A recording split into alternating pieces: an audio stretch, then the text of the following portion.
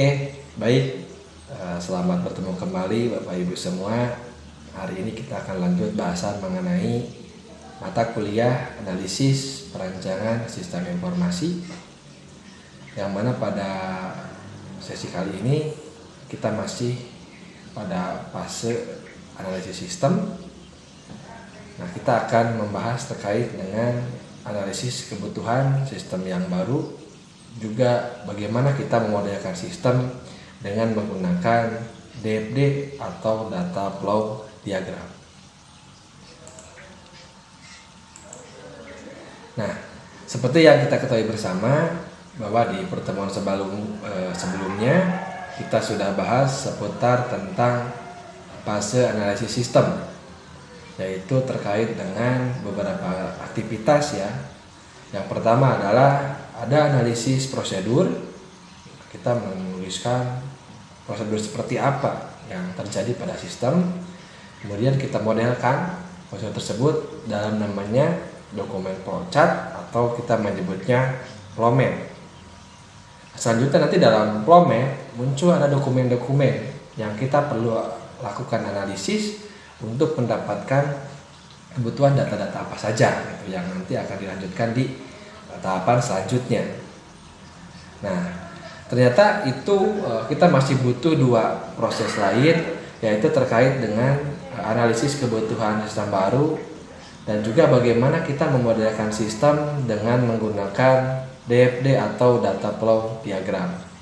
Nah, sehingga dengan dua kegiatan ini nanti kita akan mendapatkan ya spesifikasi ya dari dan juga model sistem seperti apa yang akan kita bangun untuk proses pengembangan sistem ini. Oke.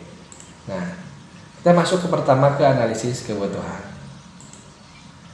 Nah, apa itu analisis kebutuhan? Kita lihat ya bahwa tujuan utama dari fase analisis adalah bagaimana kita nanti akan memahami sebenarnya requirement atau kebutuhan dari sistem yang baru atau sistem yang akan kita kembangkan. Jadi kalau kita dalam kasus misalkan kita mau membangun suatu sistem informasi perpustakaan, nah kira-kira pertanyaannya sebenarnya sistem yang akan kita bangun itu seperti apa kebutuhannya gitu. Ya, itu ya. Jadi sebenarnya sistem itu kebutuhannya seperti apa gitu kan. Ada proses apa aja di dalamnya gitu. Mesti apa saja gitu kan. Nah, di sini tentunya penentuan kebutuhan atau kemudian determination merupakan langkah yang paling kritis pada saat keseluruhan dari tahapan SDAC. Jadi kita ingat kembali bahwa sistem yang baik itu adalah yang bagaimana ya. Pengembangan sistem yang baik itu atau yang sukses itu yang bagaimana, yaitu kalau ya sistem nanti yang telah terbentuk atau dibangun itu sesuai dengan kebutuhan. Nah, makanya penting kita tahu bahwa kebutuhannya apa gitu, sehingga nanti itu yang menjadi tolak ukur gitu ya. Untuk nanti di akhir bahwa sistem ini sudah selesai dibangun. Nah, apakah sudah kebutuhan? Nah, ketika iya jawabannya, maka tentunya berarti sistem kita ya sudah sesuai proses pengembangannya. Makanya ini sangat kritis. Nah, kalau kita salah menentukan kebutuhan, maka bisa jadi nanti pengembangan sistem selesai, tapi sistemnya tidak terpakai. Karena apa? Karena tidak sesuai dengan kebutuhan. Makanya ini penting. Ya. Itu kuncinya. Jadi kuncinya adalah di fase analisis itu kita pahami kebutuhannya, kemudian kebutuhan ini nanti ya akan dijadikan dasar untuk kita modelkan dan juga kita bangun aplikasi, infrastruktur dan database dan yang lainnya. Nah, apakah requirement itu? Ya, nah ini atau apa kebutuhan itu? Nah, requirement atau kebutuhan adalah pernyataan yang berisi apa yang harus dilakukan oleh sistem. Atau bisa jadi pernyataan yang berisi karakteristik dari sistem yang baru. Nah, fokusnya adalah pada kegiatan bisnisnya. Jadi kebutuhan sistem bisnisnya seperti apa, kebutuhan sistemnya seperti apa, gitu kan. Nah, requirement ini nanti bisa saja berubah pada tahapan-tahapan ya analisis sistem. Jadi requirement itu misalnya bisa jadi user itu mungkin minta kebutuhan seperti ini atau owner minta kebutuhan seperti ini. Nah, ini penting gitu kan ya. Karena sekali lagi sistem yang kita bangunkan itu untuk user gitu ya, dari organisasi tersebut. Nah, requirement itu sendiri ya itu ya.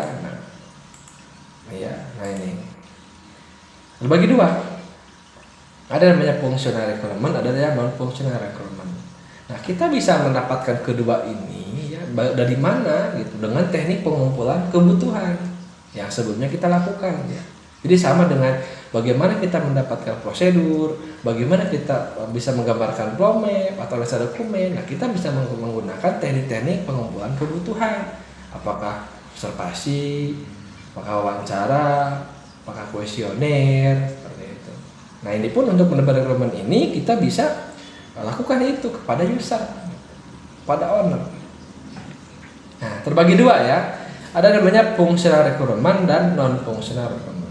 Kebutuhan fungsional dan kebutuhan non fungsional. Bedanya apa? Kalau kebutuhan fungsional yang pertama itu adalah proses-proses apa yang harus dilakukan oleh sistem. Jadi ada proses apa saja pada sistem, dan yang kedua adalah ada informasi apa saja yang harus ada di pada sistem atau yang dihasilkan. Jadi kalau misalkan saya ambil kasus, yaitu misalkan tadi sistem perpustakaan, nanti mesti terjabarkan di sini. Di perpustakaan itu tuh ada proses apa saja. Itu ya. Oh, berarti ada proses, misal ada pendataan buku, ada proses pendaftaran anggota, ada proses peminjaman, ada proses pengembalian. Itu kan proses. Nah, mesti di-statementkan atau dinyatakan atau dibuat dalam namanya pernyataan. Nah, prosesnya apa saja, kemudian ada informasi apa saja. Nah, di sana bisa menghasilkan informasi apa saja.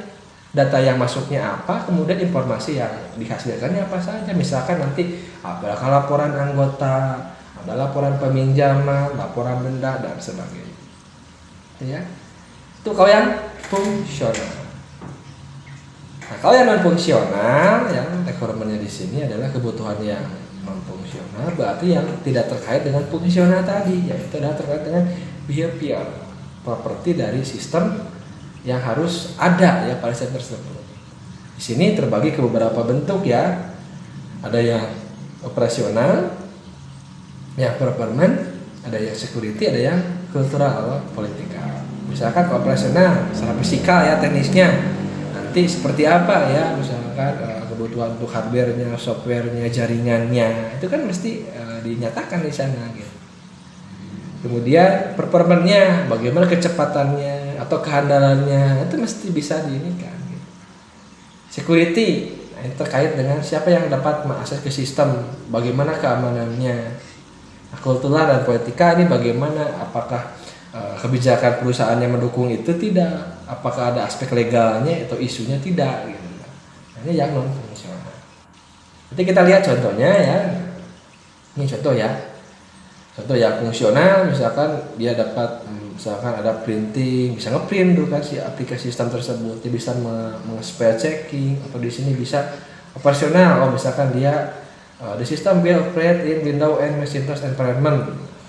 Performance-nya, respon time misalkan harus kurang dari sekian. Nah, kemudian yang lainnya. Nah, contohnya untuk kasus yang ini ya, kita lihat ya.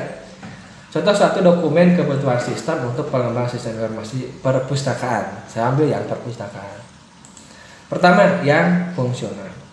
Nah, dan statement tadi ya, bahwa kita nyatakan aja kebutuhan fungsional satu A, misalkan bagian satu misalkan. Sistem harus dapat melakukan pendataan buku, karena tadi berarti ada proses pendataan buku dalam sistem kita. Nah, apa aja boleh dispesifikkan, misalkan apa. Nanti pengguna bisa memasukkan buku baru berdasarkan kodenya, kategorinya, judulnya, penerbitnya, pengarang. Jadi kita bisa input gitu. Dalam proses pendataan buku itu kita bisa masukkan buku baru. Atau juga kita bisa menampilkan koleksi buku baru yang akan dikeluarkan, misalkan ada buku ya yang mau dipinjam ya, atau yang mau dinikah, menampilkan ya bukunya apa saja itu. Nah, itu bisa. Jadi didetailkan. Jadi pendataan itu bisa menambah atau bahkan bisa menghapus buku yang sudah tidak diinikan, atau menampilkan buku yang siap untuk dikeluarkan atau dipinjam misalkan. Nah, ini contoh fungsional untuk penata buku. Ada lagi misalkan di statement kan di sini bahwa kita dapat melakukan pendataan anggota. Pendataan anggota itu apa aja di dalamnya? Ada memasukkan anggota baru, bisa mencetak kartu anggota, bahwa setelah nanti ingat tadi bahwa dalam proses ya di Promed, setelah nanti ada mengisi formulir kan. Nah, formulir itu kan kalau ke dokumen ya, kalau di sini kan input kan. Nah, ke sistem ya, ke aplikasi. Kemudian dia bisa cetak kartu gitu kan. Berarti ada fitur itu nanti dalam proses pendataan anggota. Ada juga misalkan mengubah data, perubahan, misalkan anggotanya pindah rumahnya, mungkin didata ulang di sana ada perubahan. Nah, ini contoh rekrutmen ya, secara yang fungsional rekrutmen. Yang lainnya pengait pinjaman atau pengembalian sama ya, misalkan mencatat pinjaman, memasukkan data, menampilkan tanggal kembali, menampilkan laporan ya, laporan peminjaman, laporan anggota yang paling sering pinjam. Kemudian juga di sini kita juga bisa mencatat transaksi pengembalian, laporan denda, menampilkan informasi denda, kemudian mengetahui buku yang masih di luar belum dikembalikan. Nah, itu tadi dikatakan bahwa fungsional rekrutmen atau kebutuhan fungsional itu sifatnya tadi ya, ada proses apa saja di dalamnya, misalnya di pendataan buku anggota, pencatatan transaksi peminjaman atau pengembalian, atau ada informasi, ada laporan peminjaman, laporan pengembalian, laporan denda, laporan buku yang belum dikembalikan, laporan anggota yang aktif, laporan anggota yang tidak aktif, laporan buku yang kondisi bagus atau kondisi yang tidak bisa dipinjam atau rusak. Nah, itu adalah contoh-contoh kebutuhan fungsional ya, pada suatu sistem. Nah, kasus ini adalah sistem perpustakaan. Nah, kurang lebihnya bisa dibangun seperti itu.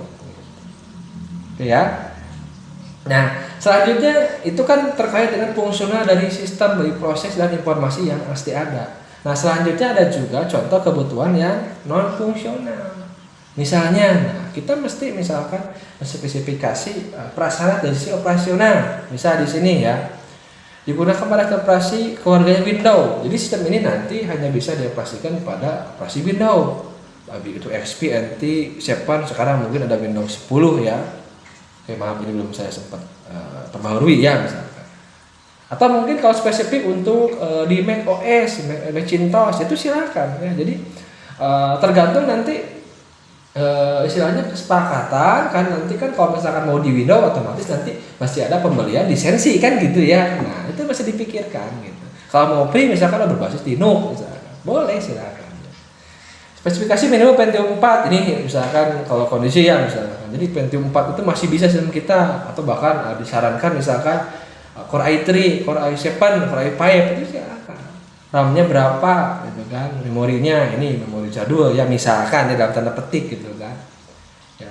Kalau berbasis misalkan Windows, nanti kalau Bapak Ibu membangun misalkan berbasis Android misalkan ya, operasionalnya misalkan runningnya operasi misalkan Androidnya versi misalkan apakah KitKat, apakah Marshmallow, apakah Lollipop, ataukah harus misalkan Oreo ya gitu kan.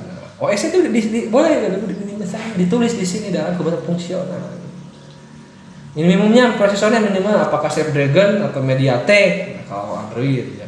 Kalau Apple apa misalkan ya, iPhone prosesornya apa. RAM-nya misalkan apakah minimal 2 GB atau 3 GB. Nah, nyatakan di sini Bapak Ibu. Jadi kebutuhan non fungsional yang pertama itu adalah terkait dengan bisnis hardware sama softwarenya. Supaya sistem kita itu nanti bisa jalan. Nah, itu mesti ditentukan di sini. Itu ya. Nah, boleh juga kita tambahkan terkait dengan arsitektur misalkan, termasuk misal di sini ada hardware. Nah, contoh di sini dilengkapi dengan barcode reader atau barcode scanner. Nah, misalkan kita tadi bahwa untuk mempercepat peminjaman buku itu kan biasanya kita input kode bukunya. Nah, sekarang setiap buku itu nanti akan kita bangun sistemnya itu nanti dikasih namanya barcode-nya gitu, kode buku itu dalam bentuk barcode. Nanti kalau yang pinjam nanti kan tinggal nggak bisa diketik kodenya, tapi langsung di-scan-kan ke barcode reader, sehingga nanti mempercepat proses. Nah, bisa teman kan di sini dinyatakan dalam requirement-nya sini ada barcode reader. Kemudian ada lagi misalkan printer untuk pencetak kartu anggota. Nah, tadi kan karena tadi kita ada proses untuk cetak kartu anggota, berarti masih ada printernya. Nah, nyatakan di sini. Atau untuk laporan, misalkan laporan keuangan, laporan peminjaman. Nah, kita nyatakan di sini printernya juga mesti ada gitu. Kemudian sistem dibangun basis kayak server. Nah, ini boleh ya, bisa tentu kedua ada servernya, ada kliennya. Nah, nyatakan di sini adalah kebutuhan yang non fungsional. Jadi tidak terkait proses atau informasi yang mesti ada, tapi bagaimana operasional sistem tersebut supaya bisa berjalan. Itu ya. Nah, yang kedua adalah misalkan tidak usah security. Nah, bagaimana keamanan sistem ini? Sistem ini mengamankannya misalkan di sini baik aplikasinya maupun database-nya dilengkapi password. Jadi kalau mau login ke aplikasi perpustakaan, setiap user itu harus memasukkan password username. Oke, nyatakan di sini. Kemudian database juga dilengkapi dengan passwordnya ya, per adminnya. Nah, itu mesti dinyatakan di sana. Atau misalkan di sini mana untuk mengamankan secara fisiknya, misalkan di sini dilengkapi kamera atau CCTV untuk mengawasi anggota yang membaca, itu boleh ditambahkan, itu silakan. Jadi aspek security menyangkut masalah keamanan. Nah, boleh ditambahkan nanti Bapak Ibu buka-buka lagi mata kuliah manajemen keamanan ya, security jaringan misalkan terkait dengan security database atau security aplikasi untuk mengamankan itu. Masalah performa atau kinerja, misalkan di sini waktu transaksi dibatasi 2 menit. Jadi bagaimana caranya transaksi itu, misalkan ketika kita input transaksi muncul kan form transaksi, nah itu maksimal 2 menit sehingga nanti tidak ada antrean panjang gitu. Atau meminimalisir nanti ada transaksi yang terlalu lama bahkan ini kan otomatis gitu. Untuk pengembalian misalkan apalagi ini dengan misalkan 1 menit. Jadi boleh dibatasi sebagai tolak ukur ya gitu, indikator ya pencapaian.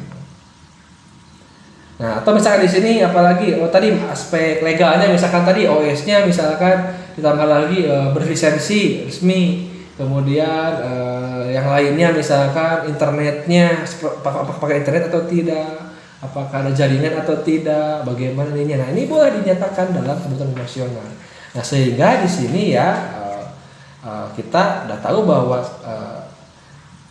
kebutuhan itu membantu kita, jadi sistem kita itu dari sisi proses ada apa saja ya secara fungsionalnya, ada proses apa saja, kemudian ada informasi apa aja yang dihasilkan, dan secara non fungsional kita mendapatkan dari sisi sistem ini bisa dioperasionalkan dalam kondisi bagaimana, baik hardware atau software, kinerjanya harus seperti apa, kecepatannya atau misalkan, kemudian aspek keamanannya bagaimana gitu. Nah, ini masih ditentukan ya dalam proses proses terkait dengan fase analisis, yaitu analisa kebutuhan. Oke, itu ya untuk ya analisa kebutuhan.